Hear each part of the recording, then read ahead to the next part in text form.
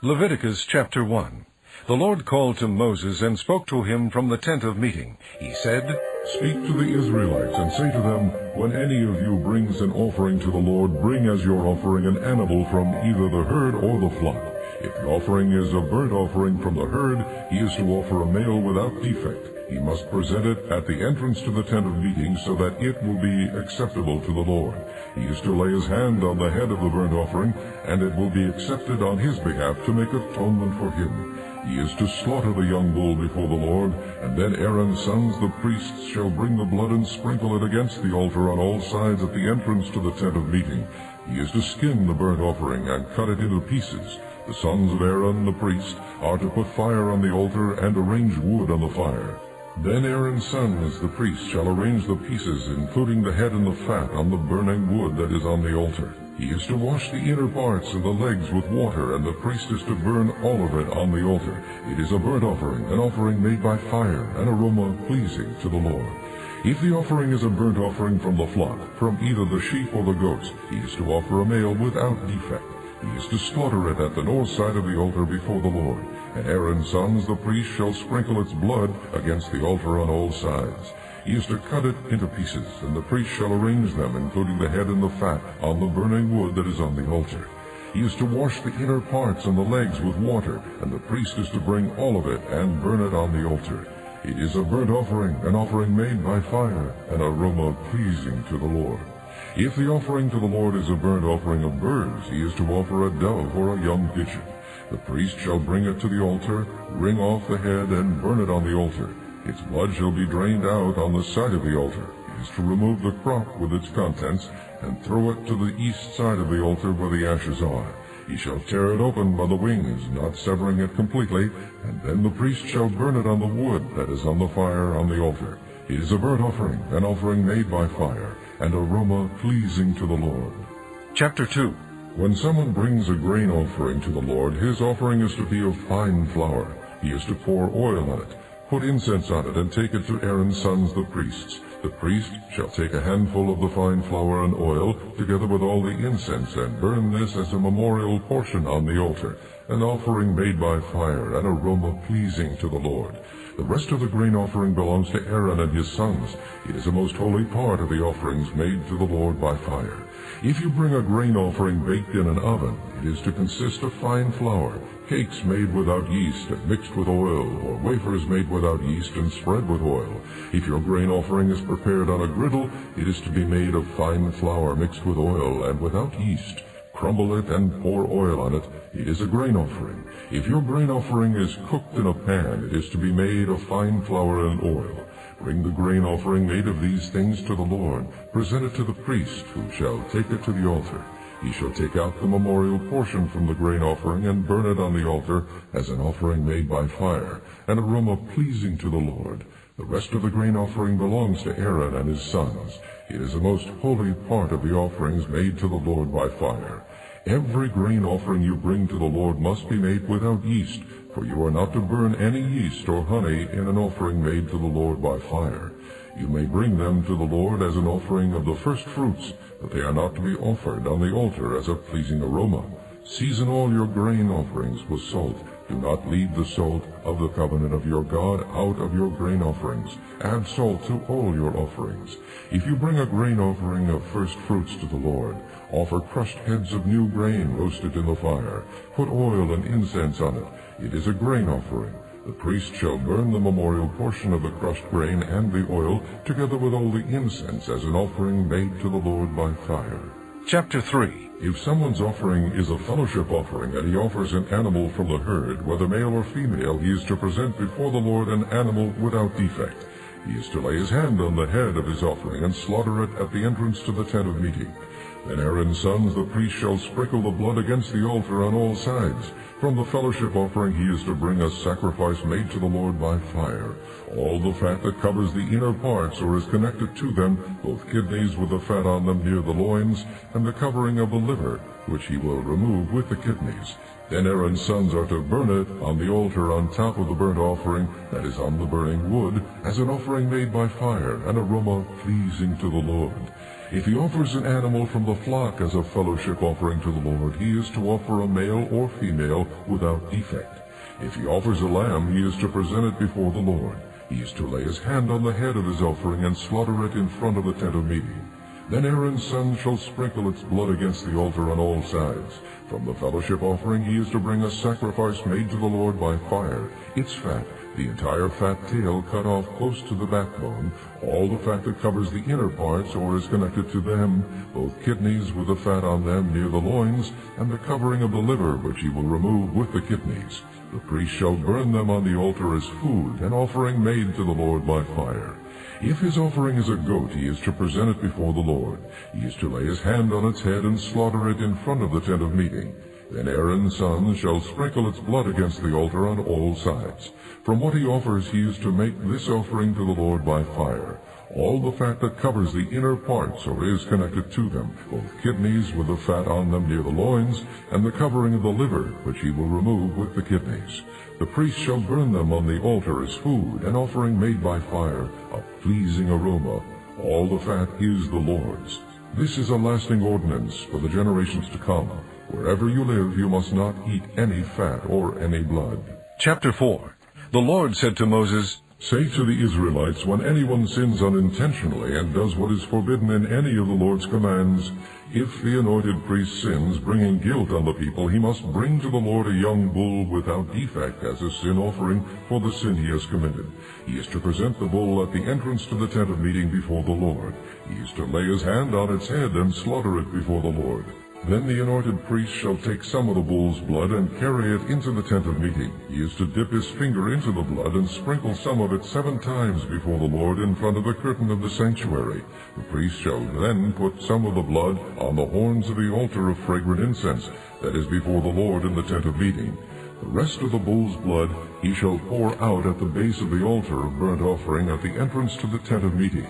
He shall remove all the fat from the bull of the sin offering, the fat that covers the inner parts or is connected to them, both kidneys with the fat on them near the loins, and the covering of the liver, which he will remove with the kidneys, just as the fat is removed from the ox sacrificed as a fellowship offering. Then the priest shall burn them on the altar of burnt offering. But the hide of the bull, and all its flesh, as well as the head and legs, the inner parts and offal, that is all the rest of the bull, he must take outside the camp to a place ceremonially clean, where the ashes are thrown, and burn it in a wood fire on the ash heap. If the whole Israelite community sins unintentionally and does what is forbidden in any of the Lord's commands, even though the community is unaware of the matter, they are guilty. When they become aware of the sin they committed, the assembly must bring a young bull as a sin offering and present it before the tent of meeting. The elders of the community are to lay their hands on the bull's head before the Lord, and the bull shall be slaughtered before the Lord. Then the anointed priest is to take some of the bull's blood into the tent of meeting. He shall dip his finger into the blood and sprinkle it before the Lord 7 times in front of the curtain. He is to put some of the blood on the horns of the altar that is before the Lord in the tent of meeting. The rest of the blood he shall pour out at the base of the altar of burnt offering at the entrance to the tent of meeting. He shall remove all the fat from it and burn it on the altar, and do with this bull just as he did with the bull for the sin offering. In this way the priest will make atonement for them, and they will be forgiven. Then he shall take the bull outside the camp, and burn it as he burned the first bull. This is the sin offering for the community. When a leader sins unintentionally and does what is forbidden in any of the commands of the Lord his God, he is guilty. When he is made aware of the sin he committed, he must bring as his offering a male goat without defect. He is to lay his hand on the goat's head and slaughter it at the place where the burnt offering is slaughtered before the Lord. It is a sin offering. Then the priest shall take some of the blood of the sin offering with his finger and put it on the horns of the altar of burnt offering, and pour out the rest of the blood at the base of the altar.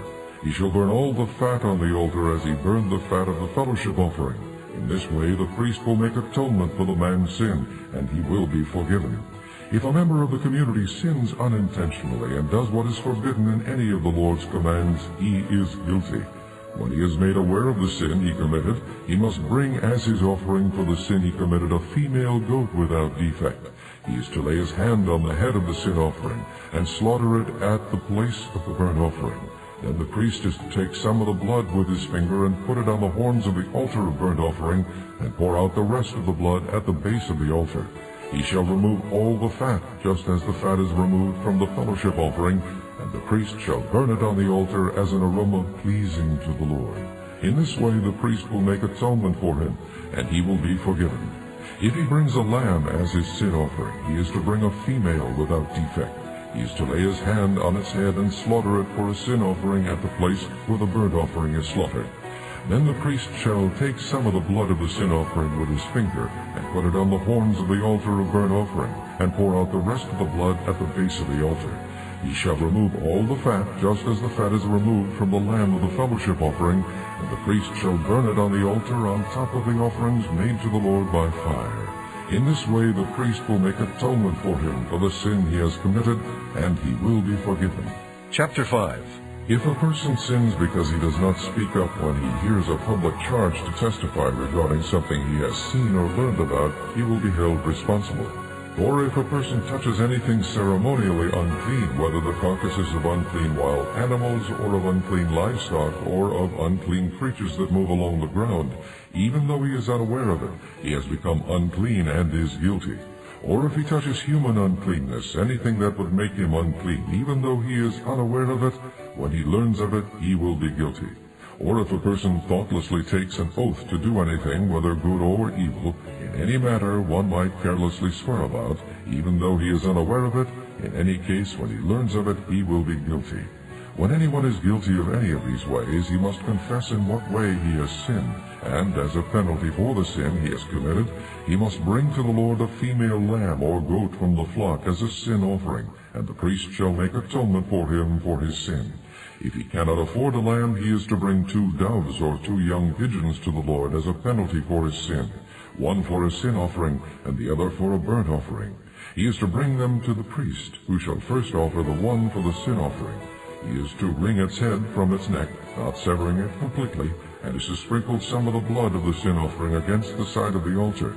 The rest of the blood must be drained out at the base of the altar. It is a sin offering. The priest shall then offer the other as a burnt offering in the prescribed way, and make atonement for him for the sin he has committed, and he will be forgiven. If, however, he cannot afford 2 doves or 2 young pigeons, he is to bring as an offering for his sin 1/10 of an ephah of fine flour for a sin offering. He must not put oil or incense on it, because it is a sin offering. He is to bring it to the priest, who shall take a handful of it as a memorial portion, and burn it on the altar on top of the offerings made to the Lord by fire. It is a sin offering. In this way the priest will make atonement for him for any of these sins he has committed, and he will be forgiven. The rest of the offering will belong to the priest, as in the case of a grain offering. The Lord said to Moses, When a person commits a violation and sins unintentionally in regard to any of the Lord's holy things, he is to bring to the Lord as a penalty a ram from the flock, one without defect, and of the proper value in silver according to the sanctuary shekel. It is a guilt offering. He must make restitution for what he has failed to do in regard to the holy things. Add 1/5 of the value to that, and give it all to the priest, who will make atonement for him with the ram as a guilt offering, and he will be forgiven. If a person sins and does what is forbidden in any of the Lord's commands, even though he does not know it, he is guilty and will be held responsible. He is to bring to the priest as a guilt offering a ram from the flock, one without defect and of the proper value. In this way the priest will make atonement for him for the wrong he has committed unintentionally, and he will be forgiven. It is a guilt offering. He has been guilty of wrongdoing against the Lord. Chapter 6. The Lord said to Moses, If anyone sins and is unfaithful to the Lord by deceiving his neighbor about something entrusted to him, or left in his care, or stolen, or if he cheats him, or if he finds lost property and lies about it, or if he swears falsely, or if he commits any such sin that people may do, when he thus sins and becomes guilty, he must return what he has stolen or taken by extortion, or what was entrusted to him, or the lost property he found, or whatever it was he swore falsely about. He must make restitution in full, add 1/5 of the value to it, and give it all to the owner on the day he presents his guilt offering. And as a penalty he must bring to the priest, that is, to the Lord, his guilt offering, a ram from the flock, one without defect and of the proper value. In this way the priest will make atonement for him before the Lord, and he will be forgiven for any of these things he did that made him guilty. The Lord said to Moses, "Give Aaron and his sons this command.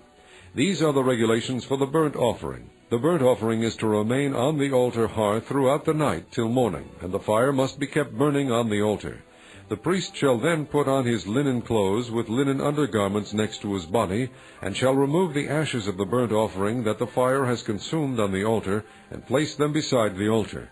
Then he is to take off these clothes and put on others, and carry the ashes outside the camp to a place that is ceremonially clean.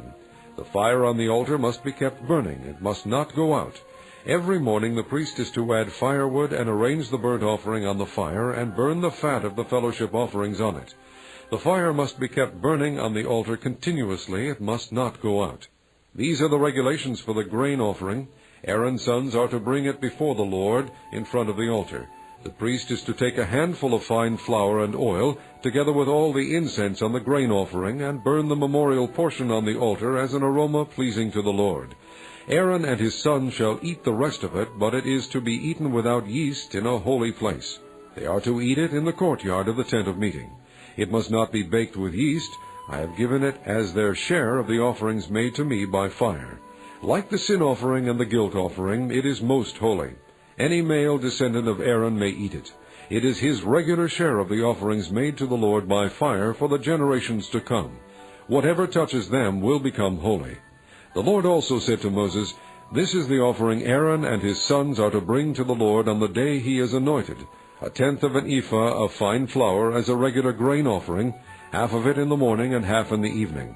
Prepare it with oil on a griddle.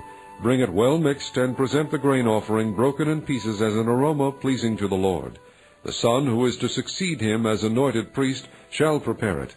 It is the Lord's regular share, and is to be burned completely. Every grain offering of a priest shall be burned completely, it must not be eaten." The Lord said to Moses, "Say to Aaron and his sons, these are the regulations for the sin offering. The sin offering is to be slaughtered before the Lord in the place the burnt offering is slaughtered. It is most holy. The priest who offers it shall eat it. It is to be eaten in a holy place in the courtyard of the tent of meeting.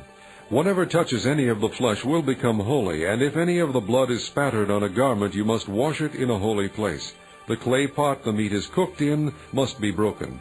But if it is cooked in a bronze pot, the pot is to be scoured and rinsed with water. Any male in a priest's family may eat it. It is most holy. But any sin offering whose blood is brought into the tent of meeting to make atonement in the holy place must not be eaten. It must be burned." Chapter 7. These are the regulations for the guilt offering, which is most holy. The guilt offering is to be slaughtered in the place where the burnt offering is slaughtered, and its blood is to be sprinkled against the altar on all sides. All its fat shall be offered, the fat tail and the fat that covers the inner parts, both kidneys with the fat on them near the loins, and the covering of the liver, which is to be removed with the kidneys. The priest shall burn them on the altar as an offering made to the Lord by fire. It is a guilt offering. Any male in a priest's family may eat it, but it must be eaten in a holy place. It is most holy. The same law applies to both the sin offering and the guilt offering. They belong to the priest who makes atonement with them. The priest who offers a burnt offering for anyone may keep its hide for himself.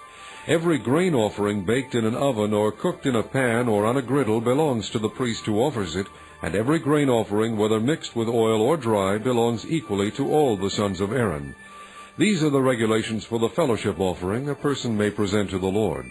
If he offers it as an expression of thankfulness, then along with this thank offering he is to offer cakes of bread made without yeast and mixed with oil, wafers made without yeast and spread with oil, and cakes of fine flour well kneaded and mixed with oil.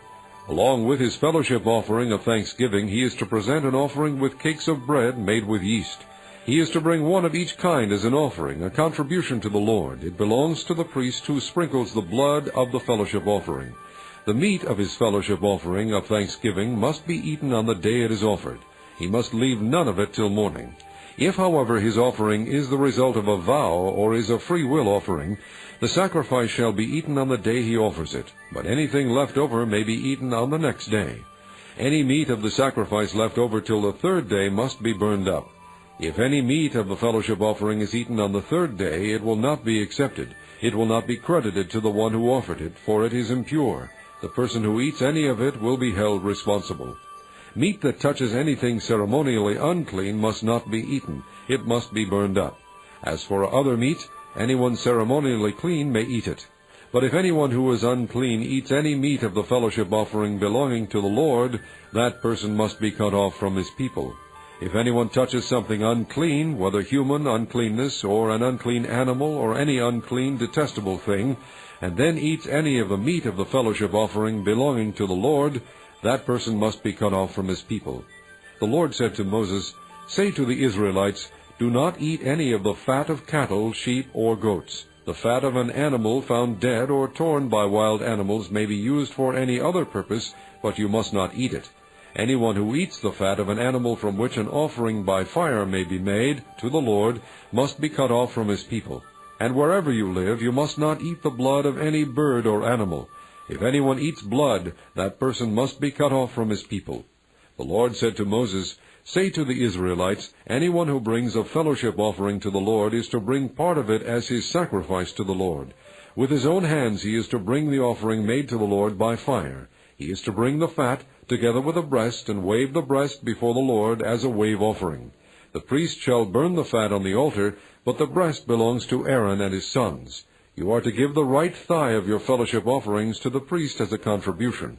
The son of Aaron, who offers the blood and the fat of the fellowship offering, shall have the right thigh as his share. From the fellowship offerings of the Israelites I have taken the breast that is waved and the thigh that is presented, and have given them to Aaron the priest and his sons as their regular share from the Israelites. This is the portion of the offerings made to the Lord by fire that were allotted to Aaron and his sons on the day they were presented to serve the Lord as priests. On the day they were anointed, the Lord commanded that the Israelites give this to them as their regular share for the generations to come. These, then, are the regulations for the burnt offering, the grain offering, the sin offering, the guilt offering, the ordination offering, and the fellowship offering, which the Lord gave Moses on Mount Sinai on the day he commanded the Israelites to bring their offerings to the Lord in the desert of Sinai. Chapter 8. The Lord said to Moses, "Bring Aaron and his sons, their garments, the anointing oil, the bull for the sin offering, the 2 rams, and the basket containing bread made without yeast, and gather the entire assembly at the entrance to the tent of meeting." Moses did as the Lord commanded him, and the assembly gathered at the entrance to the tent of meeting. Moses said to the assembly, "This is what the Lord has commanded to be done." Then Moses brought Aaron and his sons forward and washed them with water. He put the tunic on Aaron, tied the sash around him, clothed him with the robe, and put the ephod on him. He also tied the ephod to him by its skillfully woven waistband, so it was fastened on him. He placed the breastpiece on him and put the Urim and Thummim in the breastpiece.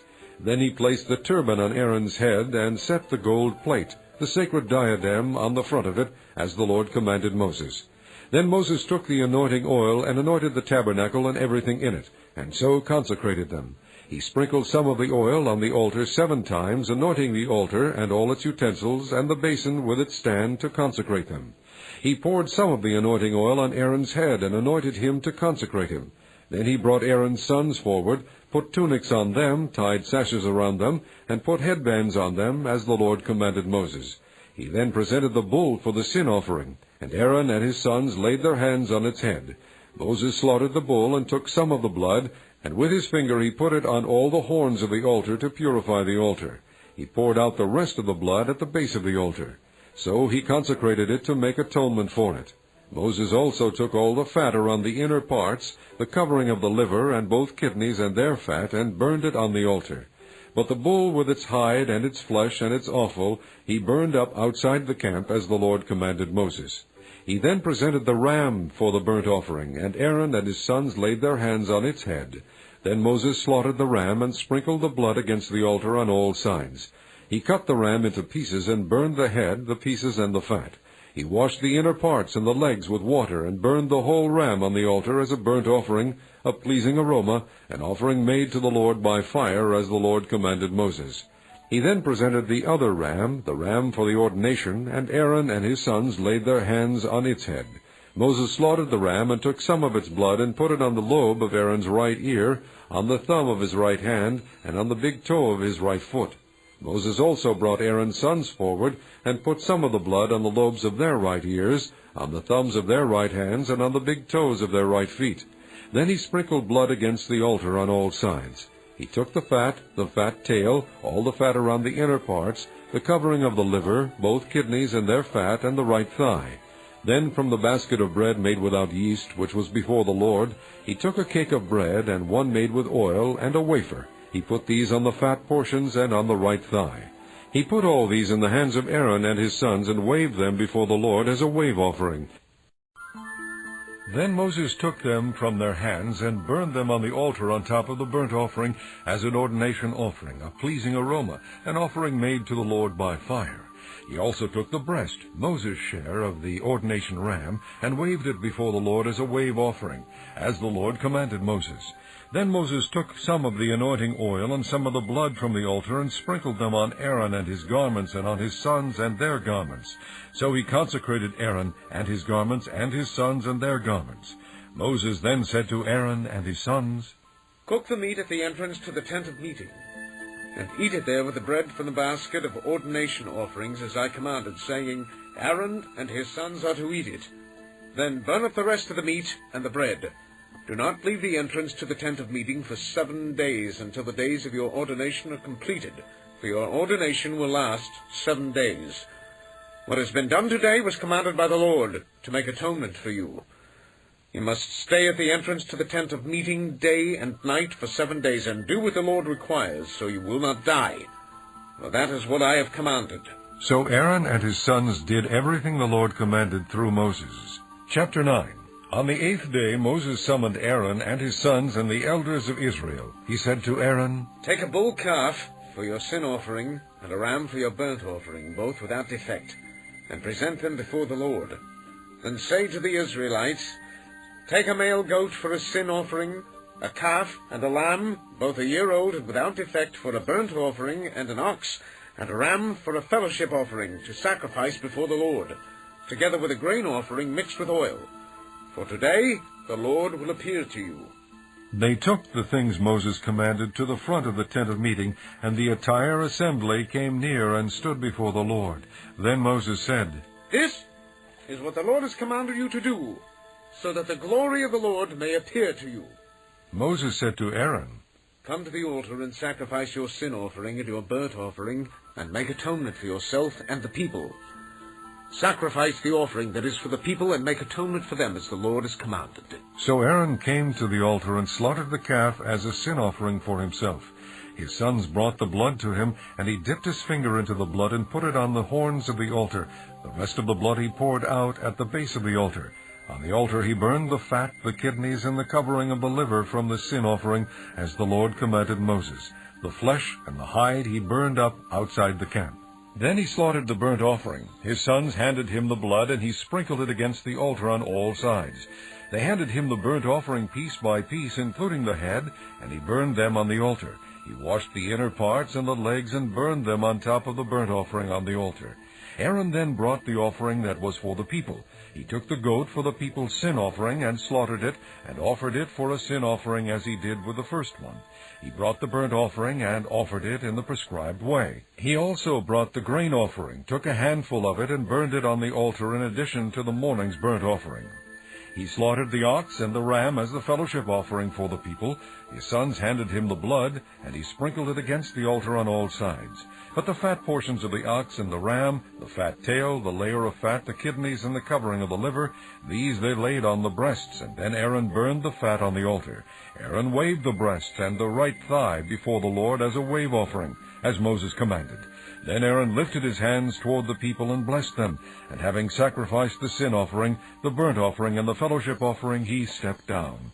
Moses and Aaron then went into the tent of meeting. When they came out, they blessed the people, and the glory of the Lord appeared to all the people. Fire came out from the presence of the Lord and consumed the burnt offering and the fat portions on the altar. And when all the people saw it, they shouted for joy and fell face down. Chapter 10. Aaron's sons Nadab and Abihu took their censers, put fire in them, and added incense, and they offered unauthorized fire before the Lord, contrary to his command. So fire came out from the presence of the Lord and consumed them, and they died before the Lord. Moses then said to Aaron, This is what the Lord spoke of when he said, Among those who approach me I will show myself holy, In the sight of all the people I will be honored." Aaron remained silent. Moses summoned Mishael and Elzaphan, sons of Aaron's uncle Uzziel, and said to them, "Come here. Carry your cousins outside the camp, away from the front of the sanctuary." So they came and carried them, still in their tunics, outside the camp as Moses ordered. Then Moses said to Aaron and his sons Eleazar and Ithamar, "Do not let your hair become unkempt, and do not tear your clothes, or you will die, and the Lord will be angry with the whole community. But your relatives, all the house of Israel, may mourn for those the Lord has destroyed by fire. Do not leave the entrance to the tent of meeting, or you will die, because the Lord's anointing oil is on you." So they did as Moses said. Then the Lord said to Aaron, You and your sons are not to drink wine or other fermented drink whenever you go into the tent of meeting, or you will die.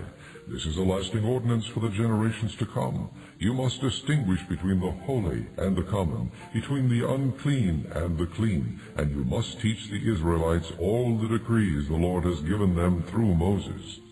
Moses said to Aaron and his remaining sons Eleazar and Ithamar, "Take the grain offering left over from the offerings made to the Lord by fire, and eat it prepared without yeast beside the altar, for it is most holy.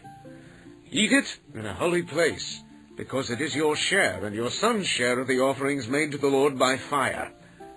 For so I have been commanded.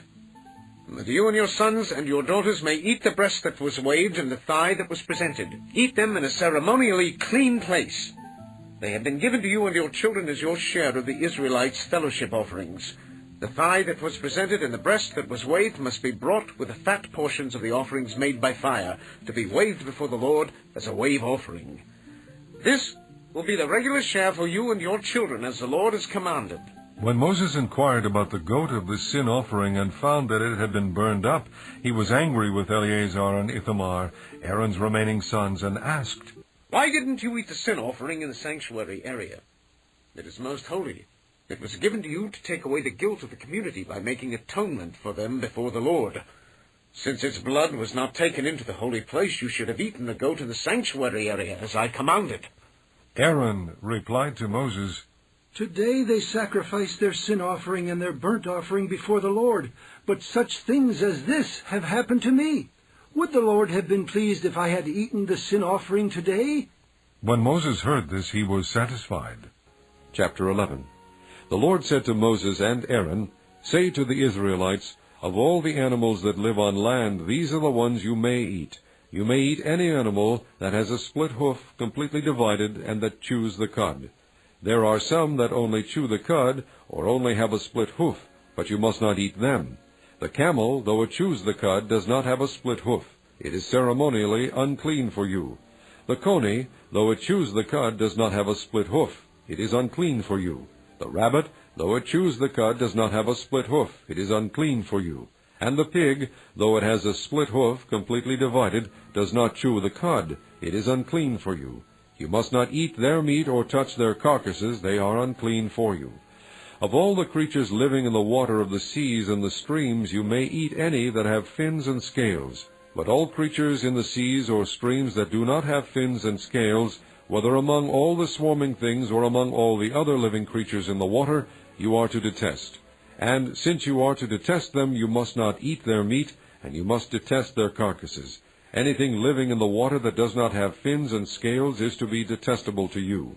These are the birds you are to detest and not eat, because they are detestable: the eagle, the vulture, the black vulture, the red kite, any kind of black kite, any kind of raven, the horned owl, the screech owl, the gull, any kind of hawk, the little owl, the cormorant, the great owl, the white owl, the desert owl, the osprey, the stork, any kind of heron, the hoopoe, and the bat. All flying insects that walk on all fours are to be detestable to you. There are, however, some winged creatures that walk on all fours that you may eat, those that have jointed legs for hopping on the ground. Of these you may eat any kind of locust, katydid, cricket, or grasshopper. But all other winged creatures that have 4 legs you are to detest. You will make yourselves unclean by these. Whoever touches their carcasses will be unclean till evening. Whoever picks up one of their carcasses must wash his clothes, and he will be unclean till evening. Every animal that has a split hoof not completely divided, or that does not chew the cud, is unclean for you. Whoever touches the carcass of any of them will be unclean.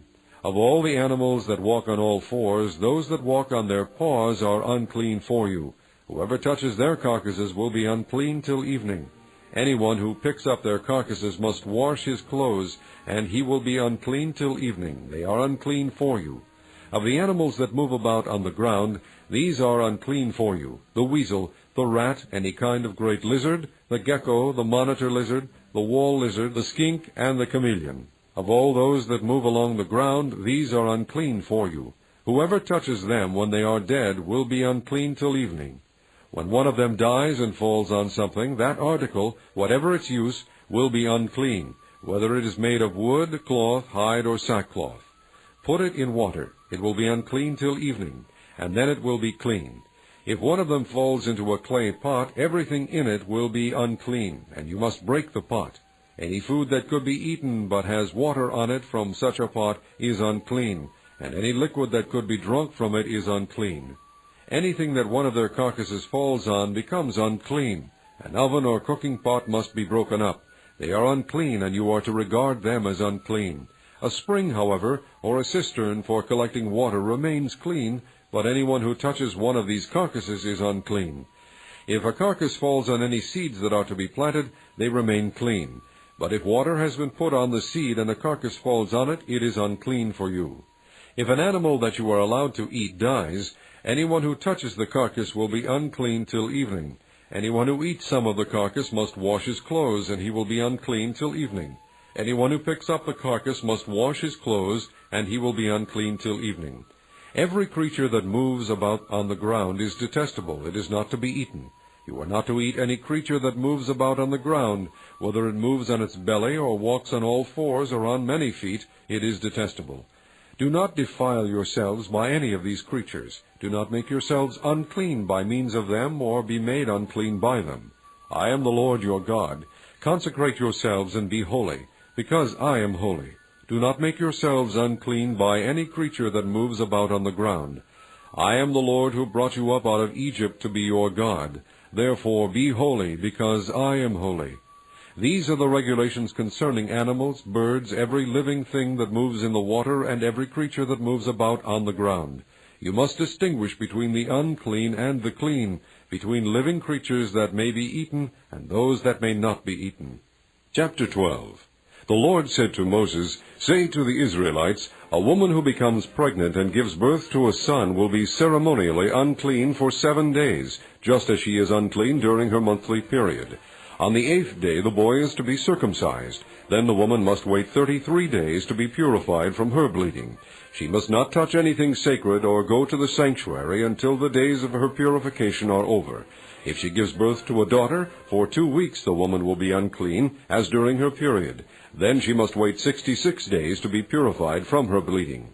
When the days of her purification for a son or daughter are over, she is to bring to the priest at the entrance to the tent of meeting a year-old lamb for a burnt offering, and a young pigeon or a dove for a sin offering. He shall offer them before the Lord to make atonement for her, and then she will be ceremonially clean from her flow of blood. These are the regulations for the woman who gives birth to a boy or a girl. If she cannot afford a lamb, she is to bring 2 doves or 2 young pigeons, one for a burnt offering and the other for a sin offering. In this way the priest will make atonement for her, and she will be clean. Chapter 13. The Lord said to Moses and Aaron, When anyone has a swelling or a rash or a bright spot on his skin that may become an infectious skin disease, he must be brought to Aaron the priest, or to one of his sons who is a priest. The priest is to examine the sore on his skin, and if the hair in the sore has turned white, and the sore appears to be more than skin deep, it is an infectious skin disease. When the priest examines him, he shall pronounce him ceremonially unclean. If the spot on his skin is white, but does not appear to be more than skin deep, and the hair in it has not turned white, the priest is to put the infected person in isolation for 7 days. On the 7th day, the priest is to examine him, and if he sees that the sore is unchanged and has not spread in the skin, he is to keep him in isolation another 7 days. On the 7th day, the priest is to examine him again, and if the sore has faded and has not spread in the skin, the priest shall pronounce him clean. It is only a rash. The man must wash his clothes, and he will be clean. But if the rash does spread in his skin, after he has shown himself to the priest to be pronounced clean, he must appear before the priest again. The priest is to examine him, and if the rash has spread in the skin, he shall pronounce him unclean. It is an infectious disease. When anyone has an infectious skin disease, he must be brought to the priest. The priest is to examine him, and if there is a white swelling in the skin that has turned the hair white, and if there is raw flesh in the swelling, it is a chronic skin disease, and the priest shall pronounce him unclean. He is not to put him in isolation, because he is already unclean. If the disease breaks out all over his skin, and so far as the priest can see, it covers all the skin of the infected person from head to foot, the priest is to examine him, and if the disease has covered his whole body, he shall pronounce that person clean. Since it has all turned white, he is clean. But whenever raw flesh appears on him, he will be unclean. When the priest sees the raw flesh, he shall pronounce him unclean. The raw flesh is unclean. He has an infectious disease. Should the raw flesh change and turn white, he must go to the priest. The priest is to examine him, and if the sores have turned white, the priest shall pronounce the infected person clean, then he will be clean. When someone has a boil on his skin, and it heals, and in the place where the boil was a white swelling or reddish-white spot appears, he must present himself to the priest. The priest is to examine it, and if it appears to be more than skin deep, and the hair in it has turned white, the priest shall pronounce him unclean. It is an infectious skin disease that has broken out where the boil was. But if, when the priest examines it, there is no white hair in it, and it is not more than skin deep and has faded, then the priest is to put him in isolation for 7 days. If it is spreading in the skin, the priest shall pronounce him unclean. It is infectious. But if the spot is unchanged and has not spread, it is only a scar from the boil, and the priest shall pronounce him clean. When someone has a burn on his skin, and a reddish-white or white spot appears in the raw flesh of the burn, the priest is to examine the spot, and if the hair in it has turned white, and it appears to be more than skin deep, it is an infectious disease that has broken out in the burn. The priest shall pronounce him unclean. It is an infectious skin disease. But if the priest examines it, and there is no white hair in the spot, and if it is not more than skin deep and has faded, then the priest is to put him in isolation for 7 days. On the 7th day the priest is to examine him, and if it is spreading in the skin, the priest shall pronounce him unclean. It is an infectious skin disease. If, however, the spot is unchanged and has not spread in the skin, but has faded, it is a swelling from the burn, and the priest shall pronounce him clean. It is only a scar from the burn. If a man or woman has a sore on the head or on the chin, the priest is to examine the sore, and if it appears to be more than skin deep, and the hair in it is yellow and thin, the priest shall pronounce that person unclean. It is an itch, an infectious disease of the head or chin. But if, when the priest examines this kind of sore, it does not seem to be more than skin deep, and there is no black hair in it, then the priest is to put the infected person in isolation for 7 days. On the 7th day, the priest is to examine the sore, and if the itch has not spread, and there is no yellow hair in it, and it does not appear to be more than skin deep, he must be shaved except for the diseased area, and the priest is to keep him in isolation another 7 days. On the 7th day the priest is to examine the itch, and if it has not spread in the skin, and appears to be no more than skin deep, the priest shall pronounce him clean. He must wash his clothes, and he will be clean. But if the itch does spread in the skin after he is pronounced clean, the priest is to examine him, and if the itch has spread in the skin, the priest does not need to look for yellow hair. The person is unclean.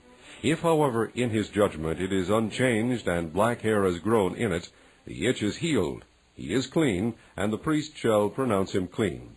When a man or woman has white spots on the skin, the priest is to examine them, and if the spots are dull white, it is a harmless rash that has broken out on the skin. That person is clean. When a man has lost his hair and is bald, he is clean. If he has lost his hair from the front of his scalp and has a bald forehead, he is clean. But if he has a reddish-white sore on his bald head or forehead, it is an infectious disease breaking out on his head or forehead. The priest is to examine him, and if the swollen sore on his head or forehead is reddish-white like an infectious skin disease, the man is diseased and is unclean. The priest shall pronounce him unclean because of the sore on his head.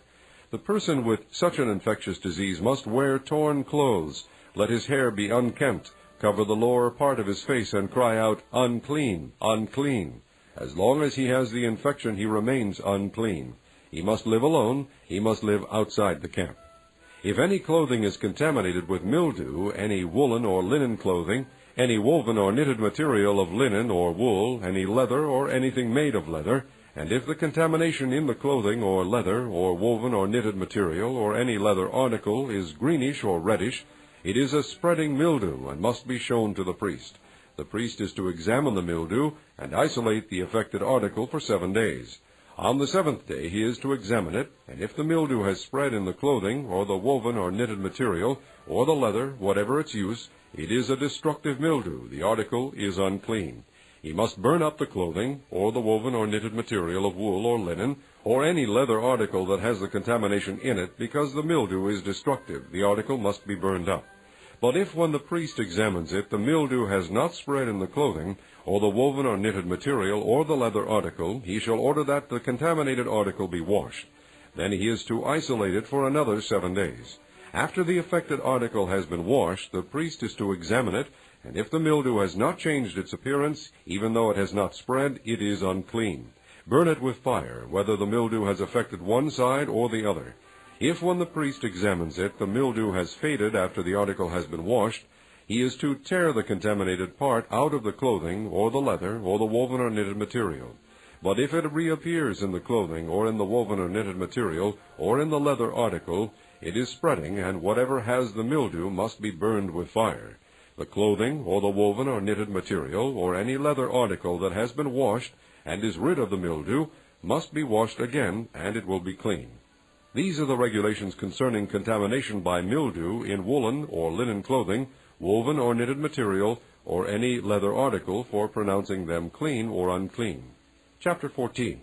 The Lord said to Moses, These are the regulations for the diseased person at the time of his ceremonial cleansing, when he is brought to the priest. The priest is to go outside the camp and examine him. If the person has been healed of his infectious skin disease, the priest shall order that 2 live clean birds and some cedar wood, scarlet yarn, and hyssop be brought for the one to be cleansed. Then the priest shall order that one of the birds be killed over fresh water in a clay pot. He is then to take the live bird and dip it, together with the cedar wood, the scarlet yarn, and the hyssop, into the blood of the bird that was killed over the fresh water. 7 times he shall sprinkle the one to be cleansed of the infectious disease, and pronounce him clean. Then he is to release the live bird in the open fields.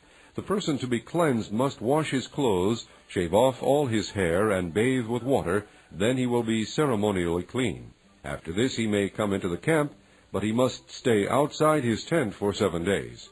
On the 7th day he must shave off all his hair. He must shave his head, his beard, his eyebrows, and the rest of his hair. He must wash his clothes and bathe himself with water, and he will be clean.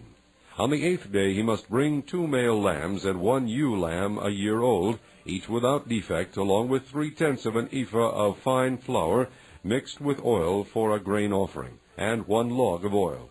The priest who pronounces him clean shall present both the one to be cleansed and his offerings before the Lord at the entrance to the tent of meeting. Then the priest is to take 1 of the male lambs and offer it as a guilt offering, along with a log of oil. He shall wave them before the Lord as a wave offering. He is to slaughter the lamb in the holy place where the sin offering and the burnt offering are slaughtered. Like the sin offering, the guilt offering belongs to the priest. It is most holy.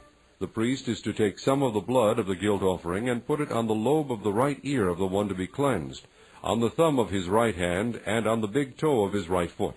The priest shall then take some of the log of oil, pour it in the palm of his own left hand, dip his right forefinger into the oil in his palm, and with his finger sprinkle some of it before the Lord 7 times. The priest is to put some of the oil remaining in his palm on the lobe of the right ear of the one to be cleansed, on the thumb of his right hand, and on the big toe of his right foot, on top of the blood of the guilt offering. The rest of the oil in his palm the priest shall put on the head of the one to be cleansed, and make atonement for him before the Lord. Then the priest is to sacrifice the sin offering, and make atonement for the one to be cleansed from his uncleanness. After that, the priest shall slaughter the burnt offering, and offer it on the altar, together with the grain offering, and make atonement for him, and he will be clean. If, however, he is poor and cannot afford these, he must take 1 male lamb as a guilt offering to be waved to make atonement for him, together with 1/10 of an ephah of fine flour mixed with oil for a grain offering, a log of oil, and 2 doves or 2 young pigeons, which he can afford, one for a sin offering and the other for a burnt offering. On the 8th day he must bring them for his cleansing to the priest at the entrance to the tent of meeting before the Lord. The priest is to take the lamb for the guilt offering, together with the log of oil, and wave them before the Lord as a wave offering. He shall slaughter the lamb for the guilt offering, and take some of its blood, and put it on the lobe of the right ear of the one to be cleansed, on the thumb of his right hand, and on the big toe of his right foot.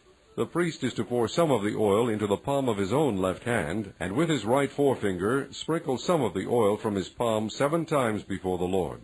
Some of the oil in his palm he is to put on the same places he put the blood of the guilt offering, on the lobe of the right ear of the one to be cleansed, on the thumb of his right hand, and on the big toe of his right foot. The rest of the oil in his palm the priest shall put on the head of the one to be cleansed, to make atonement for him before the Lord. Then he shall sacrifice the doves or the young pigeons, which the person can afford, one as a sin offering and the other as a burnt offering, together with the grain offering. In this way the priest will make atonement before the Lord on behalf of the one to be cleansed. These are the regulations for anyone who has an infectious skin disease and who cannot afford the regular offerings for his cleansing. The Lord said to Moses and Aaron, "When you enter the land of Canaan, which I am giving you as your possession, and I put a spreading mildew in a house in that land, the owner of the house must go and tell the priest, 'I have seen something that looks like mildew in my house.' The priest is to order the house to be emptied before he goes in to examine the mildew, so that nothing in the house will be pronounced unclean. After this, the priest is to go in and inspect the house. He is to examine the mildew on the walls, and if it has greenish or reddish depressions that appear to be deeper than the surface of the wall, the priest shall go out the doorway of the house and close it up for 7 days. On the 7th day the priest shall return to inspect the house. If the mildew has spread on the walls, he is to order that the contaminated stones be torn out and thrown into an unclean place outside the town. He must have all the inside walls of the house scraped, and the material that is scraped off dumped into an unclean place outside the town. Then they are to take other stones to replace these, and take new clay and plaster the house.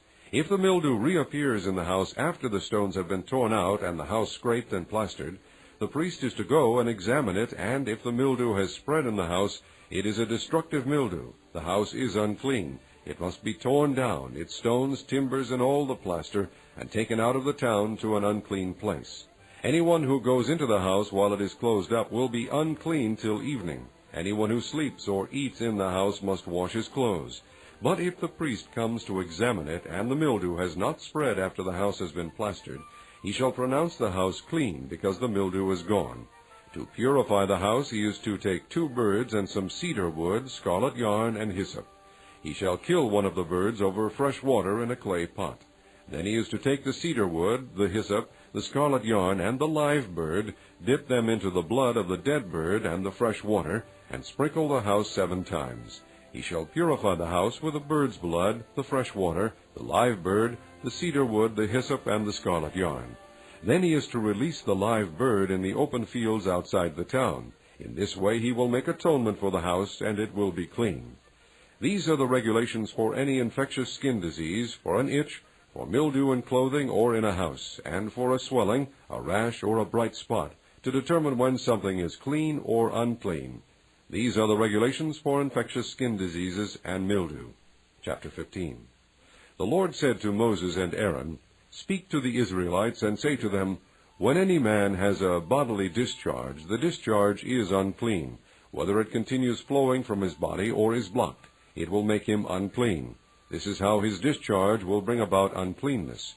Any bed the man with a discharge lies on will be unclean, and anything he sits on will be unclean. Anyone who touches his bed must wash his clothes and bathe with water, and he will be unclean till evening. Whoever sits on anything that the man with a discharge sat on must wash his clothes and bathe with water, and he will be unclean till evening. Whoever touches the man who has a discharge must wash his clothes and bathe with water, and he will be unclean till evening. If the man with the discharge spits on someone who is clean, that person must wash his clothes and bathe with water, and he will be unclean till evening.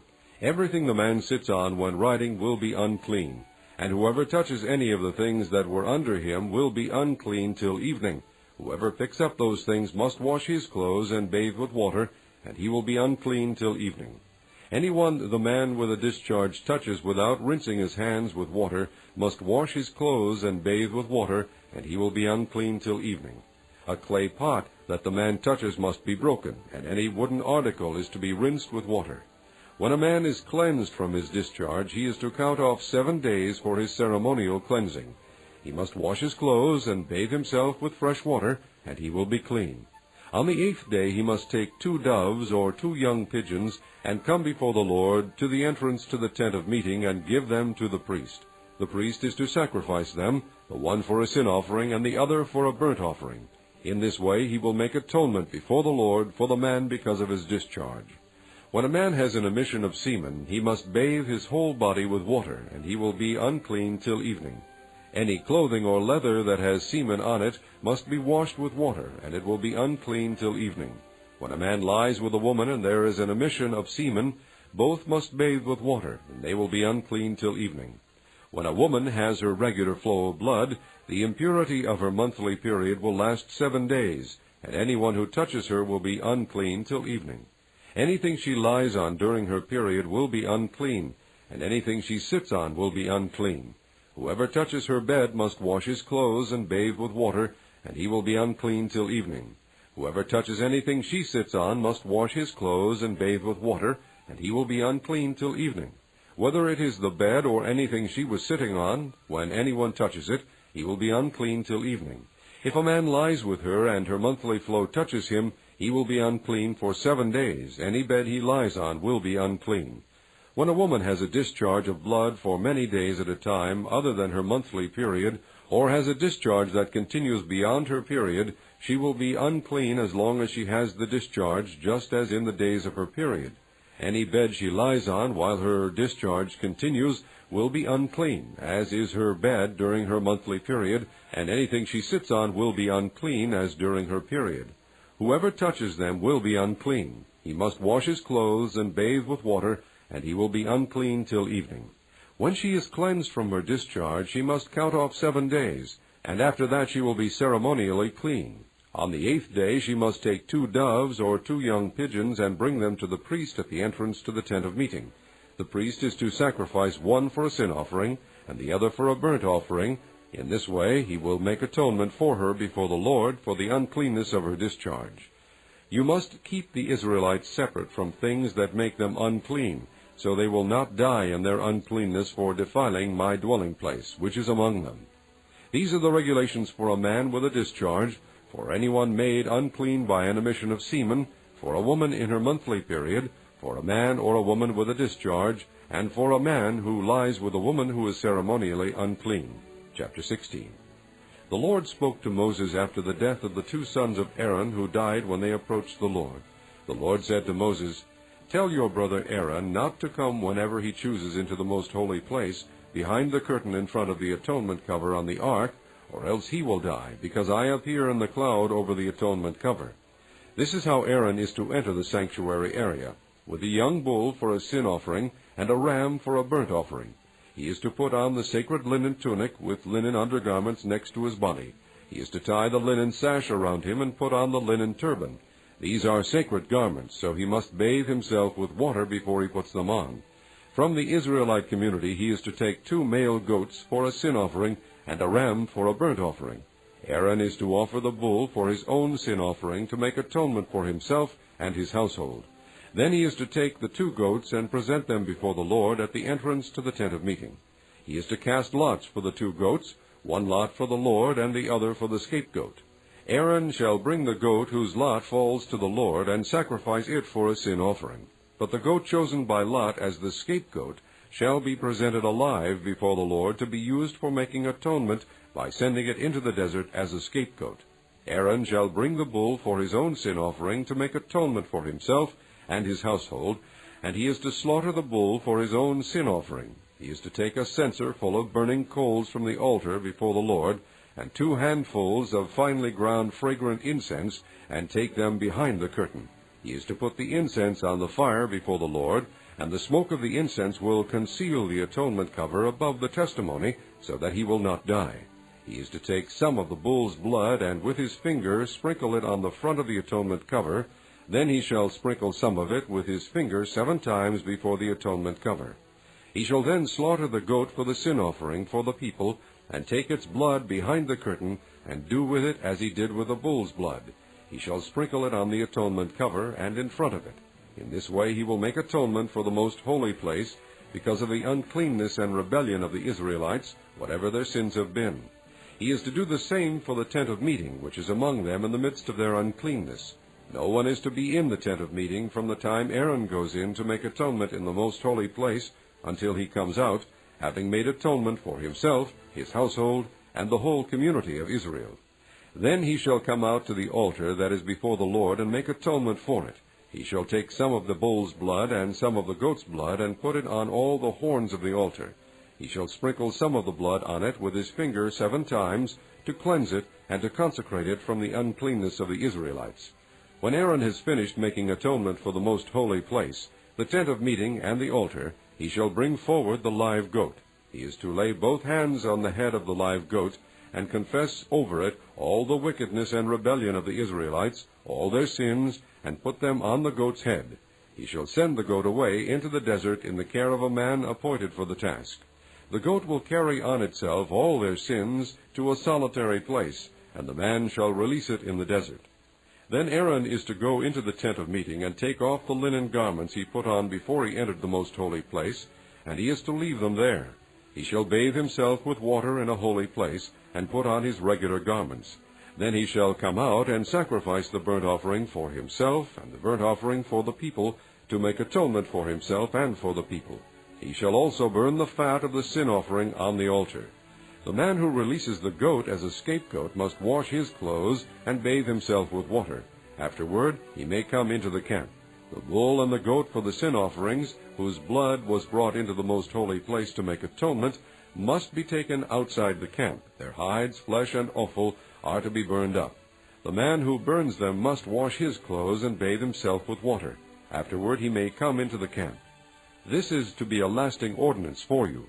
On the 10th day of the 7th month you must deny yourselves and not do any work, whether native-born or an alien living among you, because on this day atonement will be made for you, to cleanse you.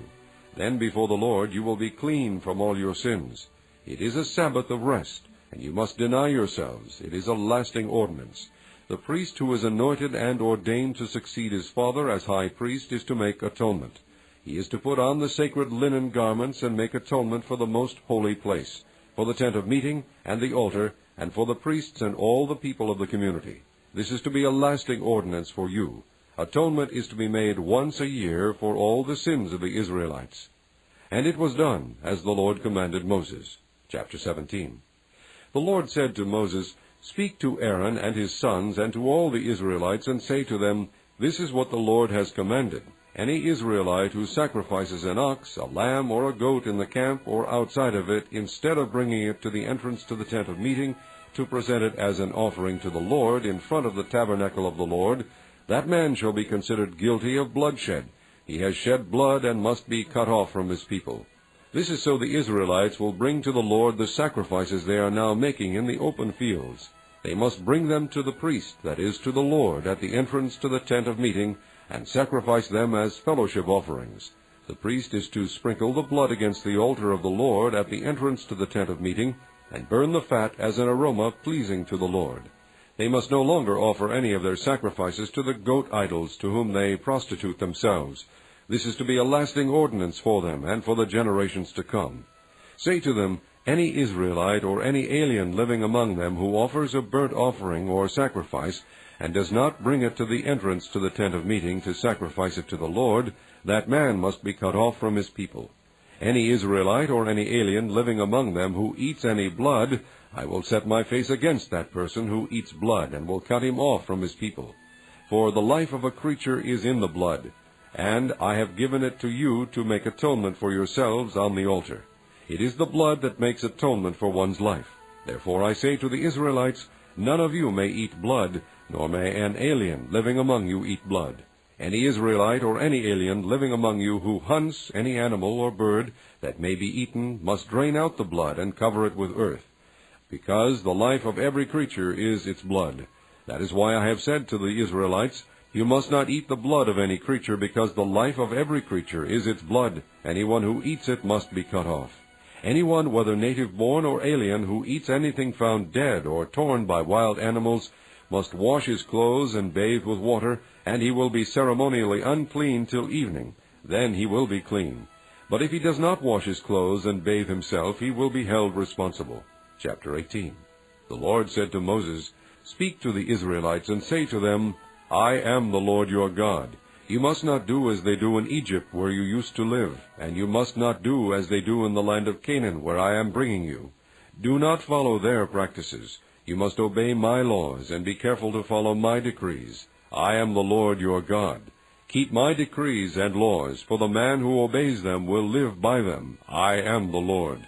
No one is to approach any close relative to have sexual relations. I am the Lord. Do not dishonor your father by having sexual relations with your mother. She is your mother. Do not have relations with her. Do not have sexual relations with your father's wife. That would dishonor your father. Do not have sexual relations with your sister, either your father's daughter or your mother's daughter, whether she was born in the same home or elsewhere. Do not have sexual relations with your son's daughter or your daughter's daughter. That would dishonor you. Do not have sexual relations with the daughter of your father's wife, born to your father. She is your sister. Do not have sexual relations with your father's sister. She is your father's close relative. Do not have sexual relations with your mother's sister, because she is your mother's close relative.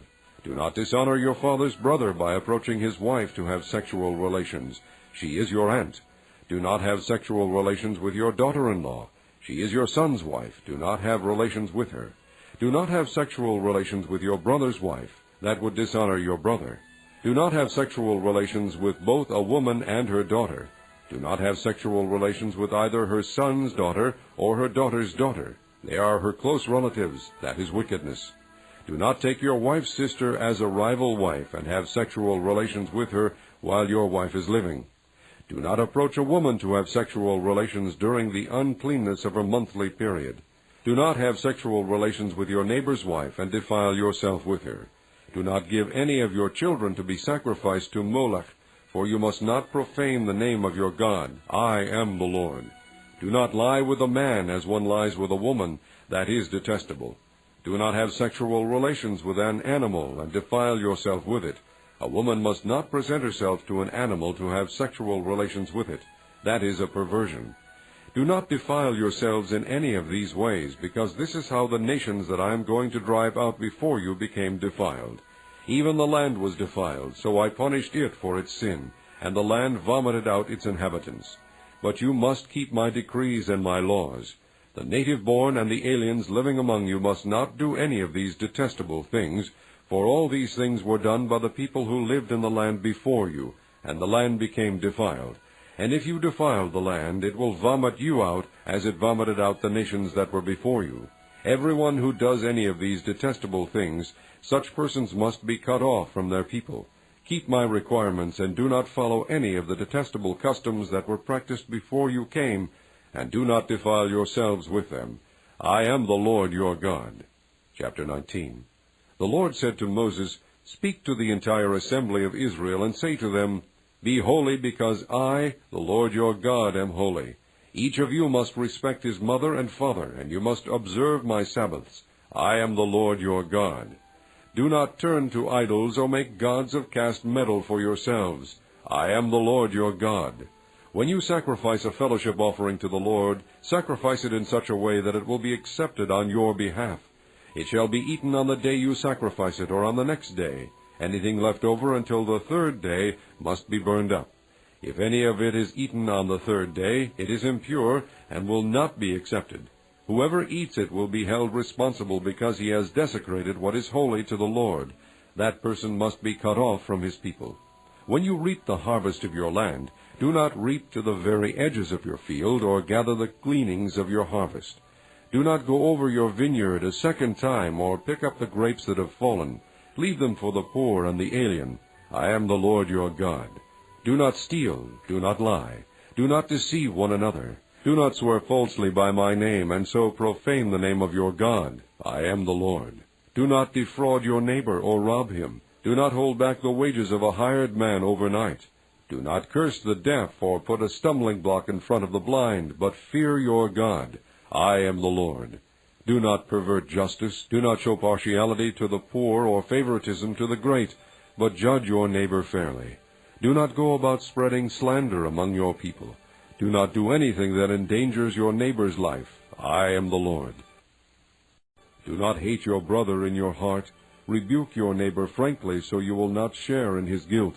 Do not seek revenge or bear a grudge against one of your people, but love your neighbor as yourself. I am the Lord. Keep my decrees. Do not mate different kinds of animals. Do not plant your field with two kinds of seed. Do not wear clothing woven of two kinds of material. If a man sleeps with a woman who is a slave girl promised to another man, but who has not been ransomed or given her freedom, there must be due punishment. Yet they are not to be put to death, because she had not been freed. The man, however, must bring a ram to the entrance to the tent of meeting for a guilt offering to the Lord. With the ram of the guilt offering, the priest is to make atonement for him before the Lord for the sin he has committed, and his sin will be forgiven. When you enter the land and plant any kind of fruit tree, regard its fruit as forbidden. For 3 years you are to consider it forbidden. It must not be eaten. In the 4th year all its fruit will be holy, an offering of praise to the Lord. But in the 5th year you may eat its fruit. In this way your harvest will be increased.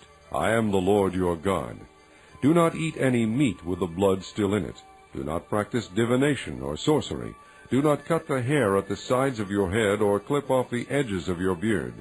Do not cut your bodies for the dead or put tattoo marks on yourselves. I am the Lord.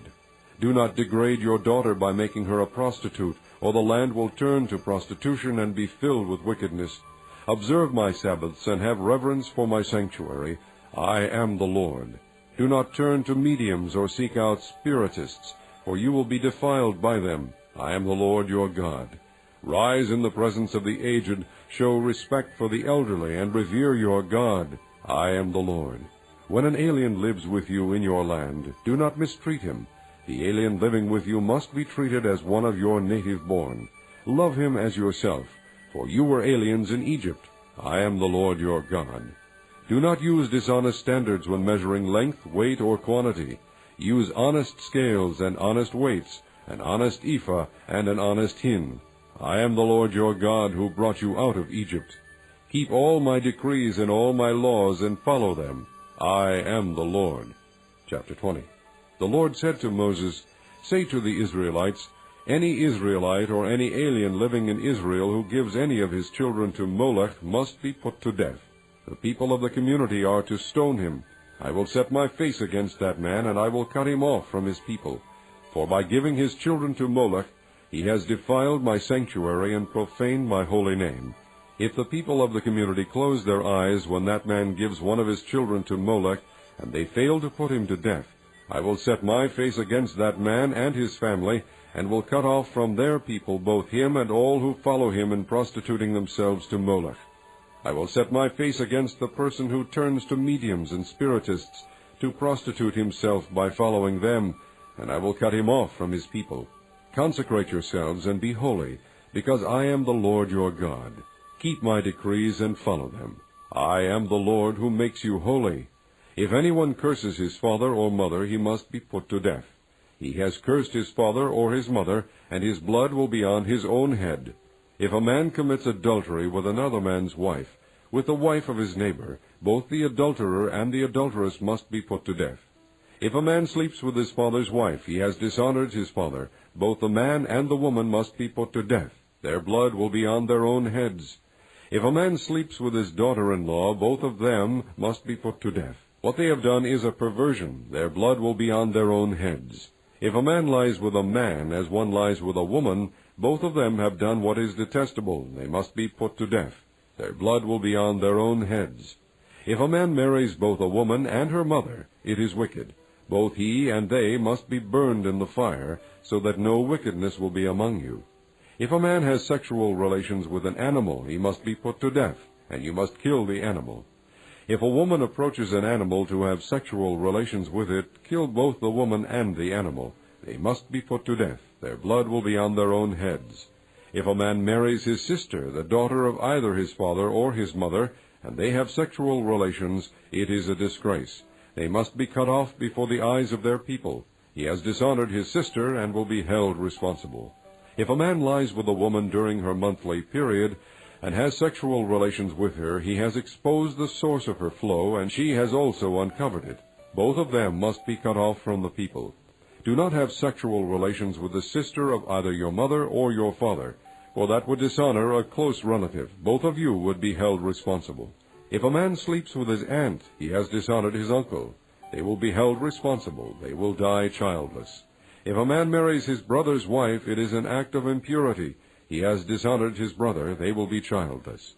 Keep all my decrees and laws and follow them, so that the land where I am bringing you to live may not vomit you out. You must not live according to the customs of the nations I am going to drive out before you. Because they did all these things, I abhorred them. But I said to you, you will possess their land. I will give it to you as an inheritance, a land flowing with milk and honey. I am the Lord your God, who has set you apart from the nations. You must therefore make a distinction between clean and unclean animals, and between unclean and clean birds. Do not defile yourselves by any animal or bird or anything that moves along the ground, those which I have set apart as unclean for you. You are to be holy to me, because I, the Lord, am holy. And I have set you apart from the nations to be my own. A man or woman who is a medium or spiritist among you must be put to death. You are to stone them. Their blood will be on their own heads. Chapter 21. The Lord said to Moses, Speak to the priests, the sons of Aaron, and say to them, A priest must not make himself ceremonially unclean for any of his people who die, except for a close relative, such as his mother or father, his son or daughter, his brother, or an unmarried sister who is dependent on him since she has no husband. For her he may make himself unclean. He must not make himself unclean for people related to him by marriage, and so defile himself.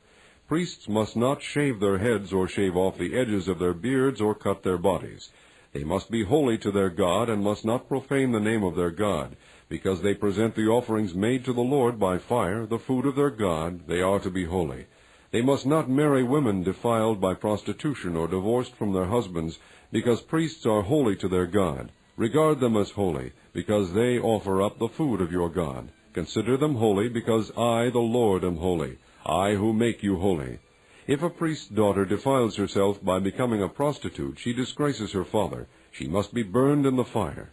The high priest, the one among his brothers who has had the anointing oil poured on his head, and who has been ordained to wear the priestly garments, must not let his hair become unkempt or tear his clothes. He must not enter a place where there is a dead body. He must not make himself unclean even for his father or mother, nor leave the sanctuary of his God, or desecrate it, because he has been dedicated by the anointing oil of his God. I am the Lord. The woman he marries must be a virgin. He must not marry a widow, a divorced woman, or a woman defiled by prostitution, but only a virgin from his own people. So he will not defile his offspring among his people. I am the Lord who makes him holy. The Lord said to Moses, Say to Aaron, For the generations to come, none of your descendants who has a defect may come near to offer the food of his God. No man who has any defect may come near, no man who is blind or lame, disfigured or deformed, no man with a crippled foot or hand, or who is hunchbacked or dwarfed, or who has an eye defect, or who has festering or running sores or damaged testicles. No descendant of Aaron the priest who has any defect is to come near to present the offerings made to the Lord by fire. He has a defect. He must not come near to offer the food of his God. He may eat the most holy food of his God, as well as the holy food, yet because of his defect he must not go near the curtain or approach the altar, and so desecrate my sanctuary. I am the Lord who makes them holy. So Moses told this to Aaron and his sons and to all the Israelites.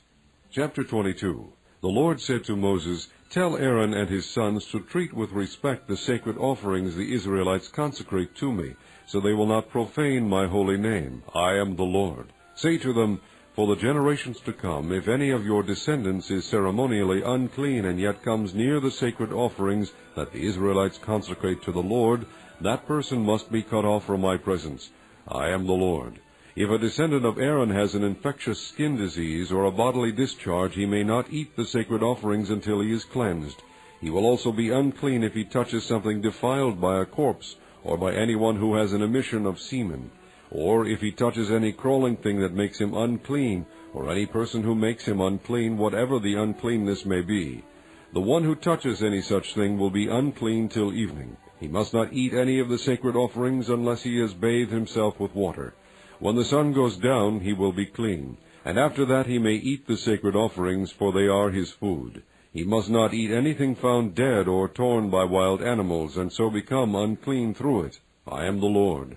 The priests are to keep my requirements so that they do not become guilty and die for treating them with contempt. I am the Lord who makes them holy. No one outside a priest's family may eat the sacred offering, nor may the guest of a priest or his hired worker eat it. But if a priest buys a slave with money, or if a slave is born in his household, that slave may eat his food. If a priest's daughter marries anyone other than a priest, she may not eat any of the sacred contributions. But if a priest's daughter becomes a widow or is divorced, yet has no children, and she returns to live in her father's house as in her youth, she may eat of her father's food. No unauthorized person, however, may eat any of it. If anyone eats a sacred offering by mistake, he must make restitution to the priest for the offering, and add 1/5 of the value to it. The priests must not desecrate the sacred offerings the Israelites present to the Lord by allowing them to eat the sacred offerings, and so bring upon them guilt requiring payment. I am the Lord who makes them holy. The Lord said to Moses, Speak to Aaron and his sons and to all the Israelites, and say to them, If any of you, either an Israelite or an alien living in Israel, presents a gift for a burnt offering to the Lord, either to fulfill a vow or as a free will offering, you must present a male without defect from the cattle, sheep, or goats, in order that it may be accepted on your behalf. Do not bring anything with a defect, because it will not be accepted on your behalf. When anyone brings from the herd or flock a fellowship offering to the Lord to fulfill a special vow, or as a freewill offering, it must be without defect or blemish to be acceptable. Do not offer to the Lord the blind, the injured, or the maimed, or anything with warts or festering or running sores. Do not place any of these on the altar as an offering made to the Lord by fire. You may, however, present as a freewill offering an ox or a sheep that is deformed or stunted, but it will not be accepted in fulfillment of a vow. You must not offer to the Lord an animal whose testicles are bruised, crushed, torn, or cut. You must not do this in your own land, and you must not accept such animals from the hand of a foreigner, and offer them as the food of your God. They will not be accepted on your behalf, because they are deformed and have defects. The Lord said to Moses, When a calf, a lamb, or a goat is born, it is to remain with its mother for 7 days. From the 8th day on it will be acceptable as an offering made to the Lord by fire. Do not slaughter a cow or a sheep and its young on the same day. When you sacrifice a thank offering to the Lord, sacrifice it in such a way that it will be accepted on your behalf. It must be eaten that same day. Leave none of it till morning. I am the Lord. Keep my commands and follow them. I am the Lord. Do not profane my holy name. I must be acknowledged as holy by the Israelites. I am the Lord, who makes you holy, and who brought you out of Egypt to be your God. I am the Lord.